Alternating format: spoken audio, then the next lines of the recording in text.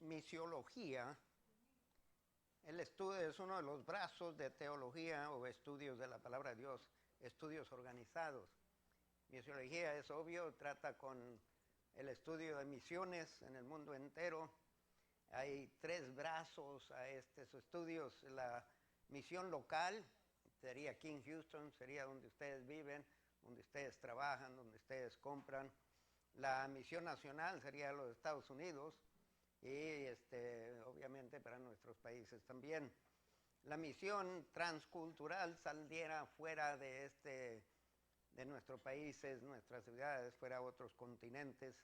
En muchos casos nosotros jamás llegaremos a conocerlos, pero por medio de misioneros que Dios levanta, envía, nosotros podemos respaldarlos con finanzas y oraciones. Yo pido que parte de sus oraciones diarias sea orar por misioneros.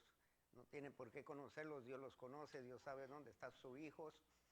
Son nuestros hermanos, hermanas en Cristo Jesús, usted ore por ellos. La misión local es fácil interpretar esto, estamos hablando de nuestros barrios, nuestros vecinos, amistades, aún familia.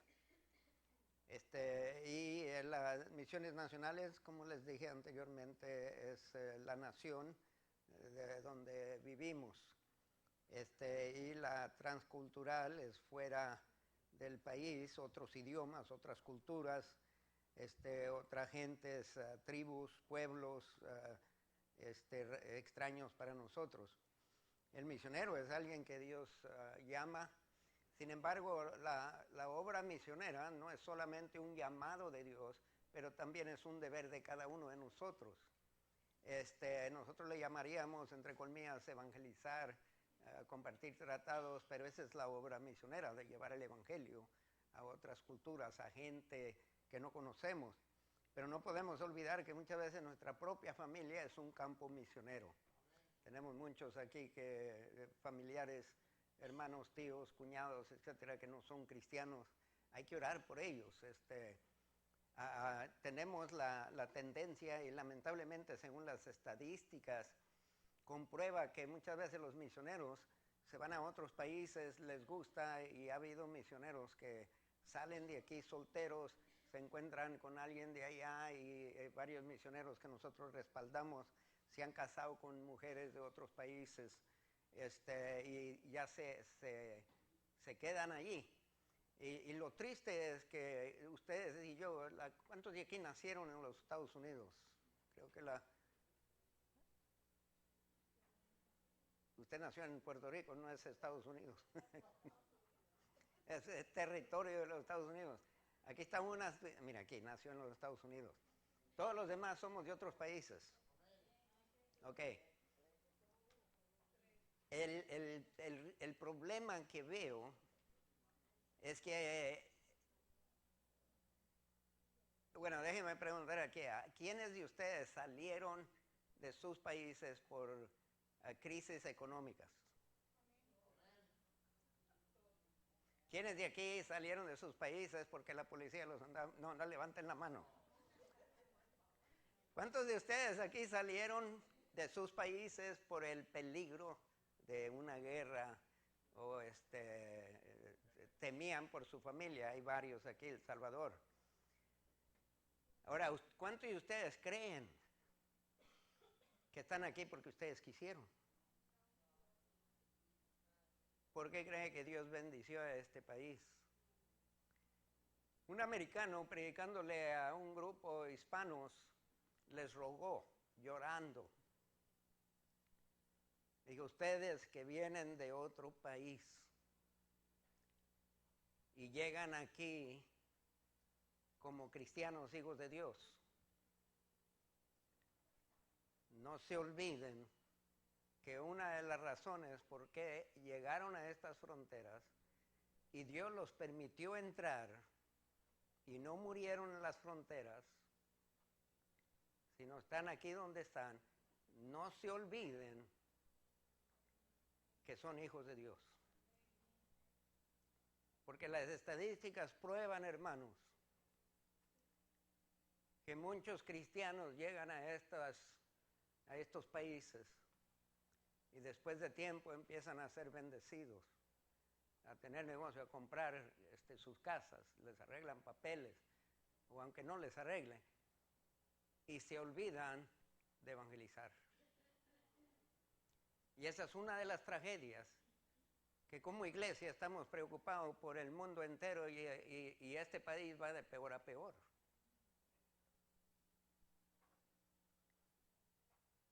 So, no hay que olvidar que no seremos enviados a otros países, pero estamos aquí enviados por Dios y estamos enviados aquí por una razón. Una pregunta más, ¿cuántos de ustedes llegaron a este país siendo hijos de Dios? Porque hay algunos que aquí conocieron a Cristo. Que todos ustedes que llegaron aquí como cristianos los felicito, porque conozco varios que se olvidaron de sus raíces evangélicas, fueron criados en el evangelio, llegaron acá, les gustó las bendiciones y se olvidaron el por qué están aquí. Han dejado de ser luz. Y nosotros tenemos una obligación y un deber a estos misioneros que dejan sus familias aquí y se van a otro país a cuidar de que este país no se pierda. Fuera muy triste que de aquí en 10 años los misioneros regresaran a encontrar un país que no los quieren porque son cristianos. Y el momento que pisan tierra los encarcelan. Hay que quedarnos en la brecha. Hay que luchar por este país. Hay que luchar por los vecindarios, aquellos amigos.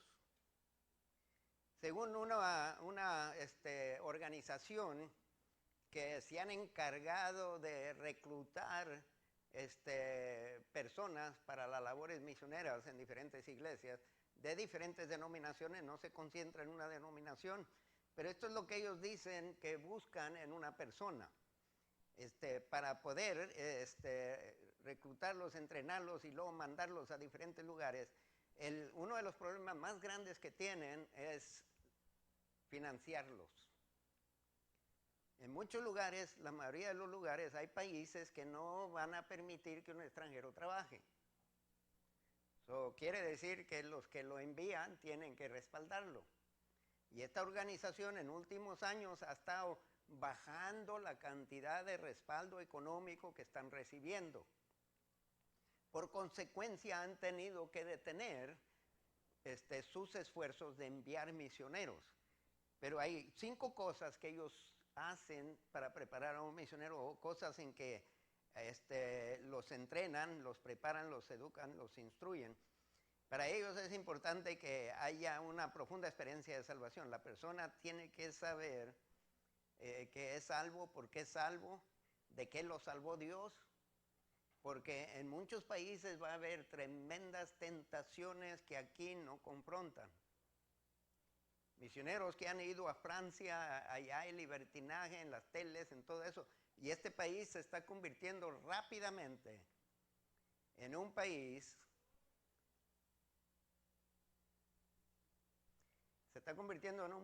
que permite muchas cosas en la tele, en las películas.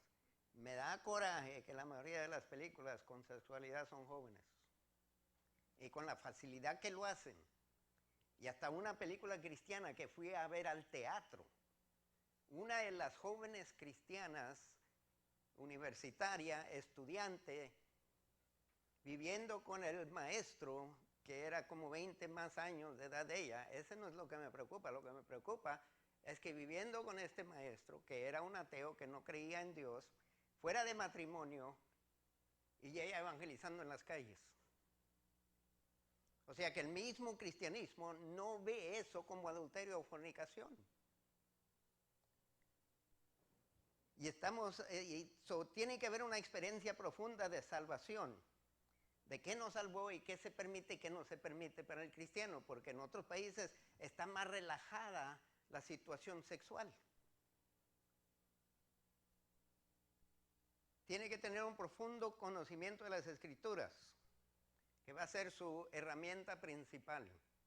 ¿Cuántos de ustedes tienen un conocimiento profundo de las Escrituras? Porque estos países tienen unas religiones que es una mezclura extraordinaria y hacen unas preguntas que lo dejan a uno. Y la verdad es que muchas veces no sabemos cómo contestar. Y usted tiene que conocer un evangelio no americano, sino un evangelio que es para todo el mundo. Y les he dicho repetidamente que necesitamos un evangelio que le va a trabajar en África, que le va a trabajar en Asia, que le va a trabajar en Japón, que le va a trabajar en la India, donde hay más de miles de dioses. Y usted va a tener que poder probar que su Dios es superior a todos los otros dioses. Y la verdad es que su Dios es el único Dios, que no hay otro. Y usted va a tener que tener argumentos. Porque esta gente están tan acostumbrados desde que nacen hasta que mueren, creyendo en multitudes de Dios. Si no te gusta uno, agarras a otro. Pero usted y yo sabemos que no hay otro. Y fuera de él no hay salvación. También tiene que dominar la lengua donde va a ir a predicar. Hay escuelas, por ejemplo, la Asamblea de Dios en Costa Rica tiene una escuela, enseña el español allí y las culturas de los diferentes países de América Latina. Para los que van a ir a América Latina y no tienen conocimiento del idioma, los mandan a Costa Rica y nosotros estamos apoyándoles con dinero para educar a estos misioneros que van a ir a evangelizar en nuestros países. Tienen que tener un imprescindible o una conciencia de, mejor dicho, que los misioneros salgan de aquí en plena seguridad de que la iglesia de aquí está respaldándolos en oración y finanzas. Salen de aquí con esa confianza de que lo que le prometemos mandarle mensualmente, lo van a recibir mensualmente y ellos pueden planear con esto. ¿Cuántos de ustedes planean su presupuesto a base del salario que tienen? Usted no hace gastos innecesarios. Cierto tiempo de la semana dice aquí es para la renta, no va a quedar para más. Y aparta dinero para comida y todo eso. Los misioneros necesitan tener un presupuesto. Ahora, ellos no tienen un salario que reciben, pero tienen dinero que reciben por promesas.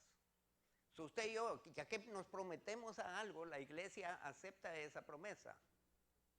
Y me da tristeza tener que decirles a ustedes que si este grupo de nosotros promete, vamos a decir, $500 por mes a misiones, la iglesia solamente cuenta con 200. Porque estadísticamente es casi lo que entra.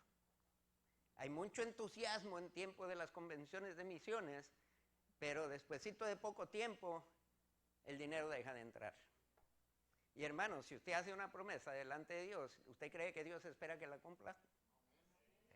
Eso es entre ustedes y Dios. Yo no voy a andar investigándolo, yo no soy la conciencia de ustedes, basta con la conciencia que tienen y basta con el Espíritu Santo, Él hace mejor trabajo que yo.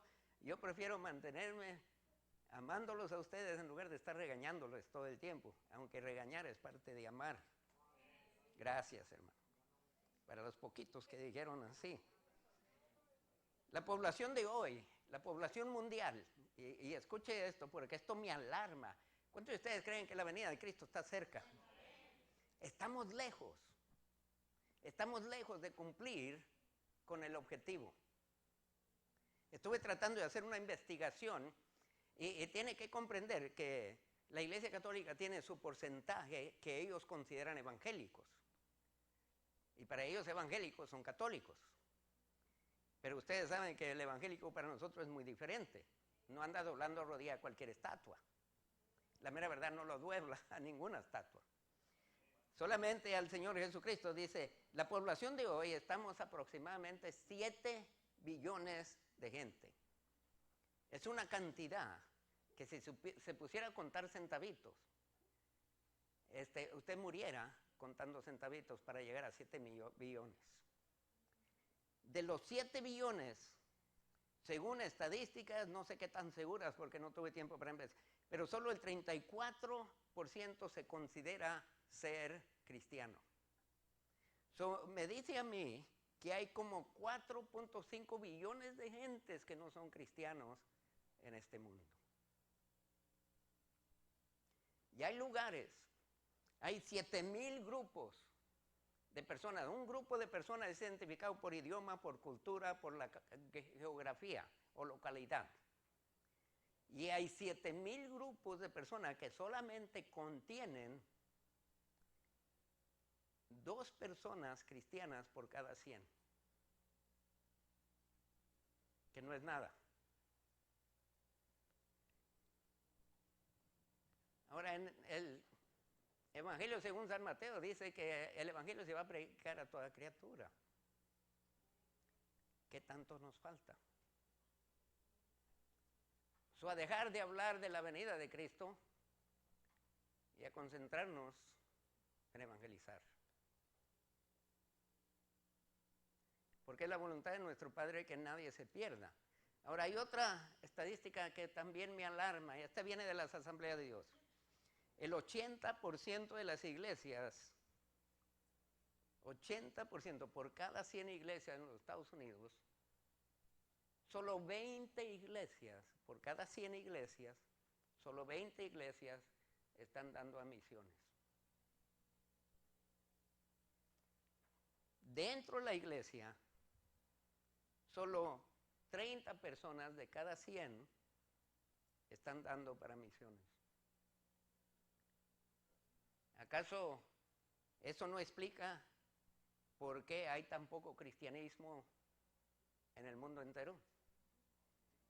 De los 7,000 grupos de personas no alcanzados con el Evangelio, las Asambleas de Dios ahorita están concentrando un gran esfuerzo.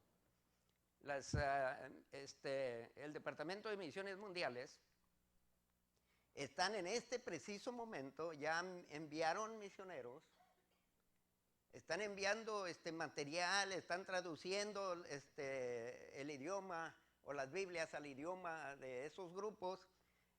Ya tenemos establecidos en 310 de estos grupos. Hay una concentración de personas que se han dedicado a ir a evangelizar, y lamento decir que muchos de estos grupos que fueron a evangelizar ya mataron como 75 de estas personas. Y me alegro en decir, mataron 75, hay 150 ya preparándose para ir. Estén orando, hermanos. Nuestros hermanos, nuestra familia están en peligro en el mundo entero. Y nosotros estamos en peligro aquí y ya se nos está quitando la libertad. Y la lucha más fuerte se gana de rodillas. Dios ama a este país. Dios lo levantó con un pino, un propósito, y se está olvidando rápidamente. De generación a generación estamos más lejos de lograr el objetivo de alcanzar el mundo. Este país tiene muchos recursos como ningún otro. Pocos países han tenido los recursos y con el fundamento cristiano con que fue desarrollado. Y ahora hasta los mismos gobernantes niegan su origen cristiano. En el libro de Hechos, el capítulo 1 y el verso 8, y abran su Biblia al libro de Hechos porque vamos a estar considerando varios pasajes en El libro de Hechos es un libro de misiones, pero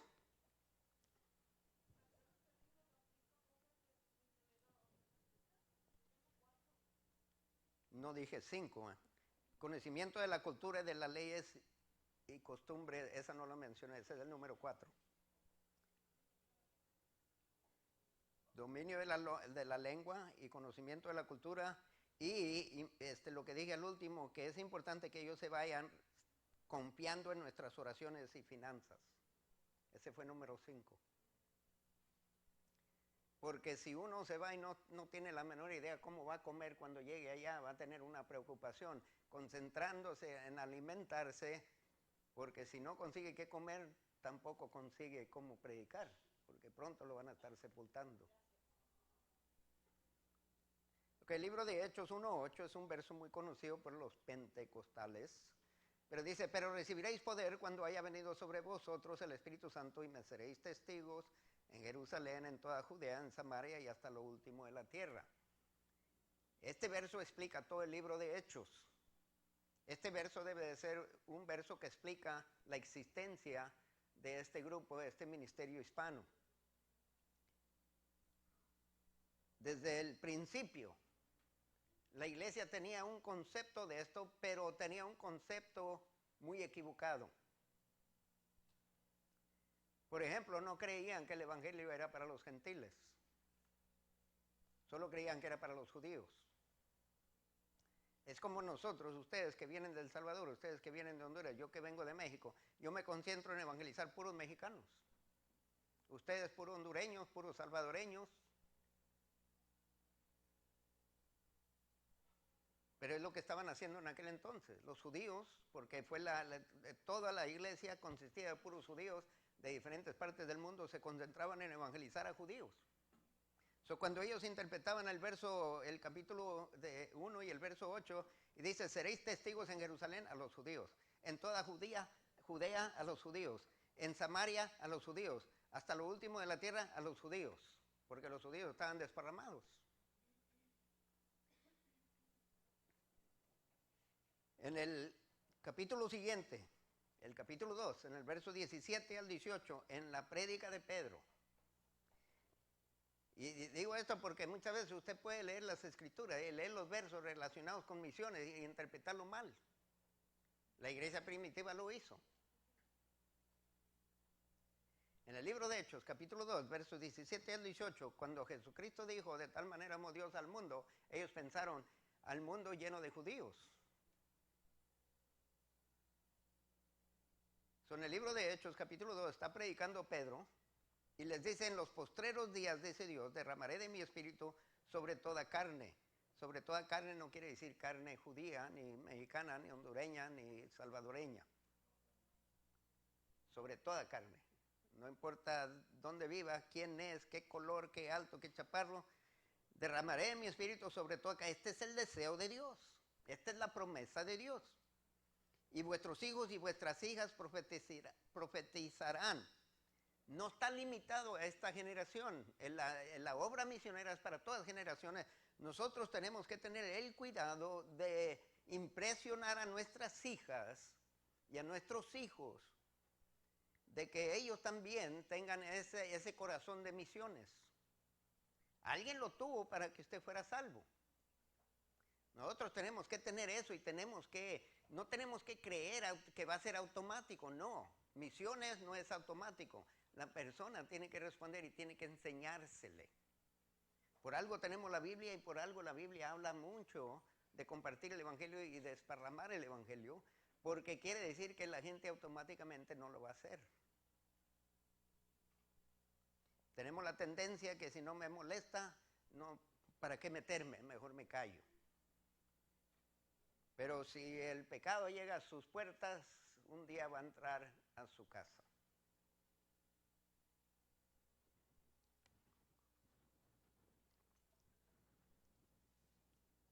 Eso nos dice el verso, continuación con el verso 17, y vuestros hijos y vuestras hijas profetizarán, vuestros jóvenes verán visiones y vuestros ancianos soñarán sueños, y de cierto sobre mis siervos y sobre mis siervas en aquellos días derramaré de mi espíritu y profetizarán. No hay límite. No es para la gente que tiene siervos, sino para los siervos también. No es para los ancianos, sino para los jóvenes también. Niños pueden venir al pleno conocimiento de Cristo como Salvador. Hay que orar por ellos, hay que hacer algo. Y yo admiro abuelos que traen sus nietos a la iglesia. Si los hijos no lo hacen, los abuelos lo hacen. Y no se pueden imaginar cuántas veces. Ayer llegó uno que acababa de salir de la prisión. Y le digo, ¿por qué vienes a la iglesia? Y dice, porque mi abuelita, me dijo ella que cuando saliera que buscara una iglesia. Y la abuelita, la hija o la mamá de él no es cristiana, Pero la abuelita no ha perdido la esperanza de que el nieto, cuando él era chiquillo, la abuelita lo llevaba a la iglesia. Y ahora salió, y ahí lo tuve en la sala, estábamos hablando, en la prisión, recibió a Cristo y está siguiendo lo que la abuela le recomendó y está buscando iglesia. ¿Sabes? No es en vano, yo no sé cuántos años estuvo en la cárcel, no le quise hacer muchas preguntas, pero este muchacho salió lo primero que hizo y ahí traía sus papeles y todo y ahora está necesitando dónde vivir. El hermano lo va a recibir en su casa y tiene un negocio que está empezando, le va a dar trabajo. Ya Dios está abriendo puertas. En el mismo sermón, pero en el verso 39.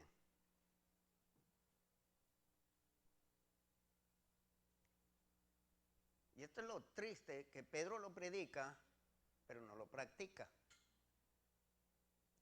Porque limita sus esfuerzos de evangelización a los judíos.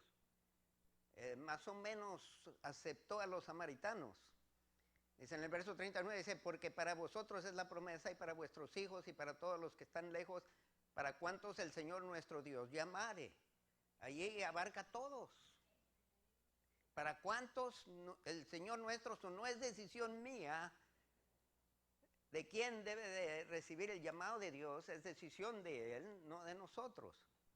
Y no fue hasta capítulos después que Pedro empieza a entender y comprender que Dios quiere los gentiles también para Cristo. Mire, el libro de Hechos, el capítulo 8, verso 4 al 8. Empezó la persecución.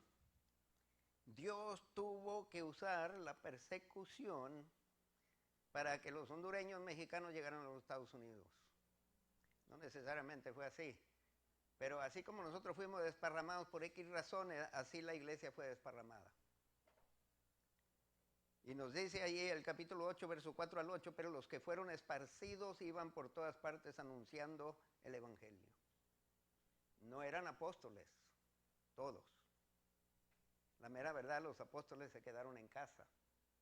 Aquí estaban los pocos de los 6 diáconos y los demás eran hermanos y hermanas, como usted y como yo. Pero ¿qué iban haciendo? Anunciando el evangelio. Hermanos, van siendo perseguidos. No saben para dónde van. Y lo que están conversando son buenas nuevas. Viene alguien a mí que va huyendo de su país, que no tiene la menor idea de dónde va a terminar, qué le espera, si hay trabajo, no hay trabajo, hay comida, no hay comida, lo van a recibir, no lo van a recibir, qué les espera por allá. Sin embargo, vienen hablando buenas nuevas y dicen, ¿y qué buenas nuevas traes tú? ¿Para qué te sirvió las buenas nuevas? Mira, yo tengo casa, yo tengo patria, a mí no me han corrido de mi patria. Estas buenas nuevas que tú me predicas a mí, quieres que yo abrace y a ti te corrieron de allá. ¿Para qué son buenas esas nuevas? Porque nosotros asumimos que lo material es prueba de algo bueno. Pero el evangelio es para cambiar la persona que somos. Fueron anunciando el evangelio. Entonces Felipe, descendiendo a la ciudad de Samaria, les predicaba Cristo. El evangelio es Cristo. Y la gente unánime escuchaba atentamente las cosas que decía Felipe, y oyendo y viendo las señales que hacía. Porque de muchos que tenían espíritus inmundos, salían estos dando grandes voces, y muchos paralíticos y cojos eran sanados, así que había gran gozo en aquella ciudad. Ahora, ¿en nombre de quién echaban fuera los demonios? ¿En nombre de quién sanaba la gente? Me seréis testigos en Jerusalén, en Samaria. Y aquí están en Samaria. Y la palabra testigo es mártir, pero también conlleva la idea de que un muerto lleno de poder, porque estamos muertos en Cristo y para Cristo. Ya no existo yo, ahora es Él. Para mí el vivir es Cristo y el morir es ganancia.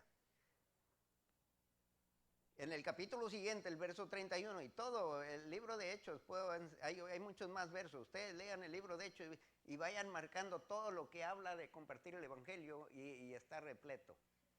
Esta gente iban siendo desparramados. y donde quiera que iban, unos se detenían. Pero ¿dónde está Samaria hoy? ¿Qué pasó de aquel entonces a hoy? ¿Qué pasó en Jerusalén con la iglesia? Las 7 iglesias del libro de Apocalipsis, ¿dónde están?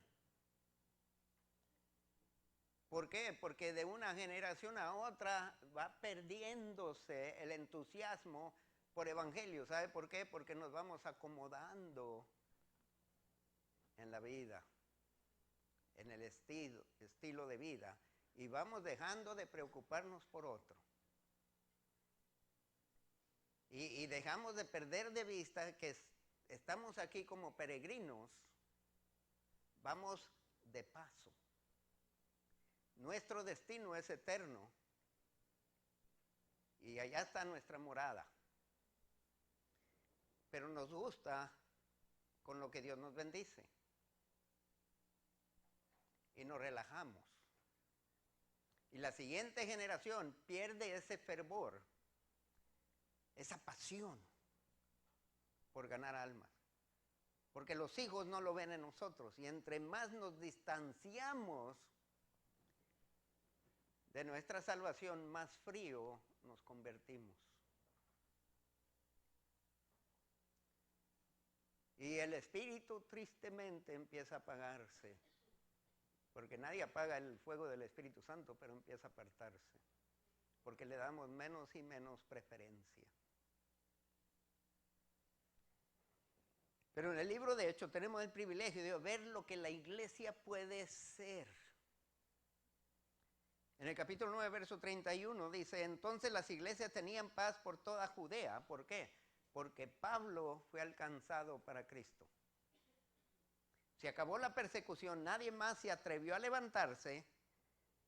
Yo me imagino si fuera sido judío y yo sabía de la persecución de Pablo y de repente Pablo dejó de perseguir y empezó a predicar el evangelio. Dice, oye, ¿qué le hicieron a él? Lo embrujaron, hombre. Tienen gran magia esta gente y yo mejor no me meto. Tenemos el poder de Dios. Y andando en el temor del Señor y se acrecentaban fortalecidos por el Espíritu Santo. Se levantaron iglesias, pero ¿dónde? En Judea, Galilea y Samaria. ¿Cómo les dijo en el capítulo 1 y el verso 8? Me seréis testigos en Jerusalén primero, Judea y en Samaria, Galilea. ¿Y dónde dice aquí? Judea, Galilea y Samaria. No dice Jerusalén. Porque la iglesia estaba en Jerusalén. Y esta gente que salieron fueron a Judea, fueron a Galilea. No, todavía había iglesia. La iglesia en Jerusalén se terminó cuando los romanos destruyeron todo y se llevaron a todos cautivos por todas partes del mundo. En el capítulo 11, la iglesia, Dios constantemente va a estar enseñándonos lo que Él quiere. Tendemos a relajarnos, olvidarnos, y una iglesia que olvida de misiones es una iglesia llena de envidias, porque es parte de la obra de la carne. La iglesia que no está encendido con el fuego del Espíritu Santo, con el tiempo va a estar sumergido en las obras de la carne. ¿Y qué vemos en las iglesias hoy en día? Nos dice el capítulo 11, el verso 18, entonces oídas estas cosas, lo que acaban de oír es que la historia, el testimonio de Pedro, cuando entró en la casa de Cornelio y Dios derramó su espíritu y toda la casa de Cornelio empezaron a hablar en lenguas y Pedro les dice, oye, si Dios derramó el Espíritu Santo sobre ellos, ¿por qué no bautizarlos? Interesante conclusión, ¿no? Que si Dios los bendició con el Espíritu Santo, ¿será que son cristianos también? ¿Cuántos creen que sí? Okay, Pedro dice, ¿yo qué? Yo los bauticé. ¿Y qué dice aquí? ¿Oyeron esto? ¿Callaron? Porque contra Dios, cuando Dios se manifiesta, usted no puede argumentar. y glorificaron a Dios. Cuando arrestaron a Pedro y a Juan, porque la persona que se sentaba delante de la puerta hermosa salió curado y entró danzando y estaba allí en el concilio, los sacerdocios y el fariseo y saduceo no se atrevían a decir nada, porque allí estaba el de 40 años, de repente está sano. El poder, cuando viene el Espíritu Santo, y me seréis testigos.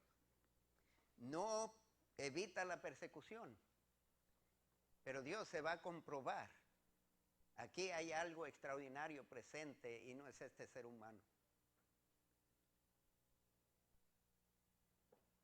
De manera que también a los gentiles ha dado Dios arrepentimiento para vida. En el mismo capítulo, verso 19 al 21, ahora bien, los que habían sido esparcidos a causa de la persecución que hubo con motivo de Esteban, pasaron hasta Fenicia, Chipre y Antioquía, se salieron ya fuera de Galilea, ya fueron más al norte. Todos van al norte y nadie va al sur, hacia Egipto.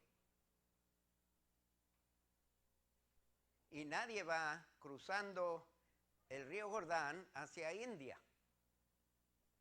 Todos estos pueblos son para Grecia, para rumbos de Italia.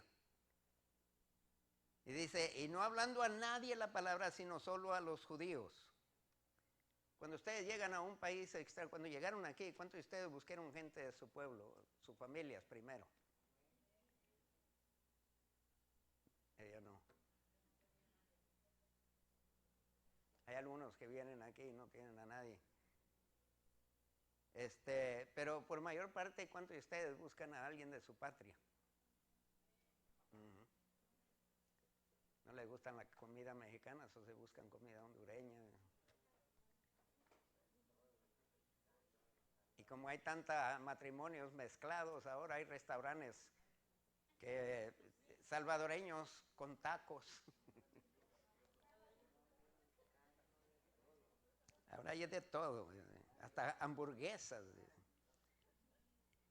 Pero solamente se concentraban en hablarle a los judíos. Sin embargo, entre ellos, nos dice el verso 20, unos varones de Chipre y de Cirene, los cuales cuando entraron en Antioquía hablaron también a los griegos.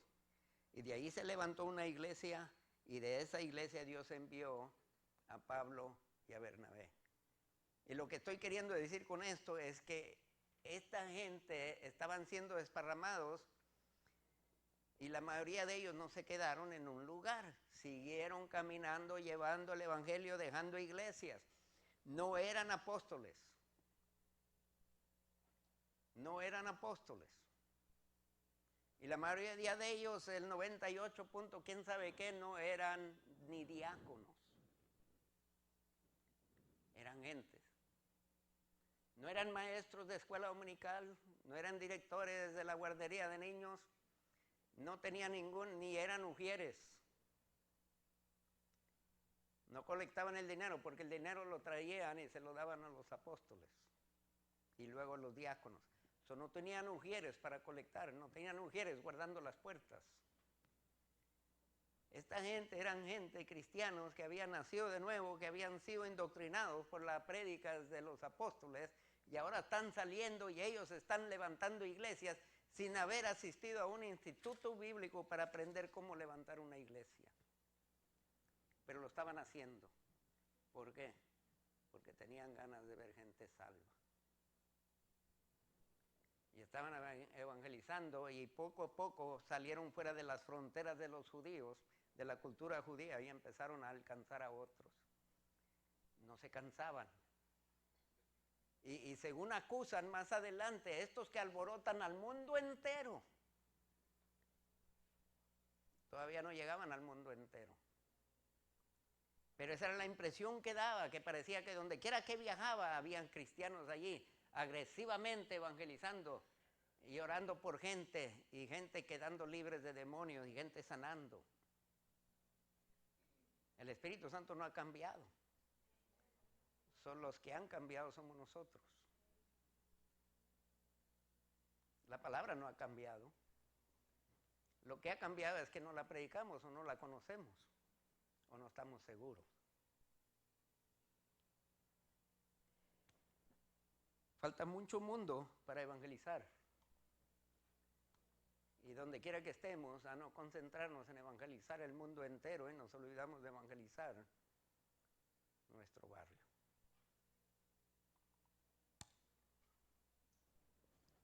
Nuestros apartamentos. Y como les he dicho muchas veces, al que está evangelizando no es el que responde. Puede ser alguien que está. Y usted ni sabía que estaba escuchando. En el trabajo a veces evangelizaba uno y otro era el que respondía. Y cuando el otro se va, llegaba a él y decía, ¿es cierto lo que acabas de decir? ¿Tú lo crees? Y yo lo miré trabajando, si yo no creía que me estaba escuchando. Pero hay gente que tiene hambre de la verdad. Y hermano, usted y yo la tenemos. Hay muchos medios para compartirlo. La red de internet, grabaciones, videos. Hay que usar todo lo que está a nuestra disposición. Hay lugares donde no entra un misionero, pero puede entrar por medio de satélite. Y hay gente allá escuchando el evangelio por la radio. No creo que la mayoría de ustedes ni se acuerda de Jaime Aldana. ¿Usted se acuerda del pastor Jaime Aldana? Guatemalteco. Él predicaba vía las radiales de radio. ¿Cómo le llaman a esa clase de radio que usan los troqueros hoy en día? CD. Y él predicaba por eso, y él ni sabía, pero Cuba estaban escuchando sus sermones y los estaban grabando en cassette. Cuando la hija fue, después de 10 años en los Estados Unidos, en un viaje misionero, lloró, porque en muchas casas, cuando supieron que era Aldana ella, le presentaron los cassettes de los sermones de su papá. Ella no sabía hasta dónde llegaba el evangelio por su papá y lloró porque nunca lo apreció como siervo de Dios que merecía. Ella estaba amargada que por andar en el evangelio nunca tuvo lo que muchos niños tuvieron. Y ya de viejita, no tan viejita, pero llegó a entender que por causa de su papá, solo Dios sabe cuántas almas vinieron a Cristo. A ella no tuvo una niñez como muchos, porque en muchos casos tuvieron que huir de casa a casa por la persecución. Fueron apedreados en muchos lugares y este señor era terco, se necesitaba esa clase de persona y cargando con tantos niños, creo que eran 8 o 10. Y él por medio de todos medios, él predicando el evangelio. Y hasta Cuba llegó el evangelio. Hoy en día no se acuerdan de él. Esos cassettes ya no hay máquinas para trabajarlos. Quién sabe si en Cuba sí. Pero digo yo, usted nunca sabe, hermanos, si usted le comparte a un eunuco que va en camino a Alejandría. Usted nunca llega a Alejandría, pero él lleva el evangelio a Alejandría. Y nunca sabe qué tanta gente va a impactar con el evangelio. Usted sea fiel a compartir lo que usted sabe. Que no sea un secreto. Que la siguiente generación no tenga que descubrir cosas que usted ha descubierto de Jesucristo. Testimonios que solo usted tiene y que nadie se lo puede negar porque usted lo pasó, usted lo experimentó. Comparta. Usted sabe que Dios le ama. ¿Lo saben otros?